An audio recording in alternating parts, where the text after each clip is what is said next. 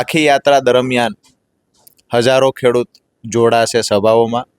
જ્યારે નીકળશું ત્યારે પણ મોટી સંખ્યામાં ખેડૂતો સાથે રહેવાની તૈયારી સાથે અમે એની ટીમો તૈયાર કરી રહ્યા છીએ. એક નંબર પણ જાહેર કરવાના છીએ. જે ખેડૂતો જેટલા પણ દિવસ સાથે રહી શકે એવું હોય એ ખેડૂતો સંપર્ક કરે કે આ તારીખથી આ તારીખ અમે સાથે રહીએ છીએ. જે ખેડૂત કહે છે તો એની યાદી તૈયાર થઈ રહી છે. તો આ બાબતે જે કાર્યક્રમ કરવાનો છે એમાં છેલ્લા 5 દિવસથી હું આ જિલ્લાઓમાં આગેવાનો સાથે હું જે તે સમયે આમ આદમી પાર્ટીમાં પણ નહોતો, ખેડૂત એકતા મંચમાં હતો, ત્યારે પણ જે અમારી ખેડૂતોવાળી ટીમ હતી એનો સંપર્ક કર્યો, આગેવાનો સાથે મળ્યા, સામાજિક આગેવાનોને પણ મળ્યા છીએ.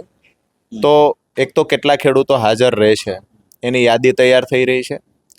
બીજું કે કેટલા ખેડૂતો અથવા સામાજિક આગેવાનો આ કાર્યક્રમમાં પોતાના વાહનનું યોગદાન આપશે એ પણ યાદી તૈયાર થાય છે.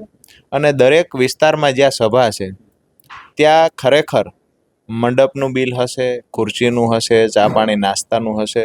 તો આપના માધ્યમથી પણ હું ખેડૂતને અપીલ કરીશ કે ગુજરાતના સૌરાષ્ટ્રના ખેડૂત સંગઠનને મજબૂત બનાવવા આજ દિવસ સુધી રાજકીય પાર્ટીઓએ ખેડૂતનો માત્ર વોટ બેંક તરીકે ઉપયોગ કર્યો છે.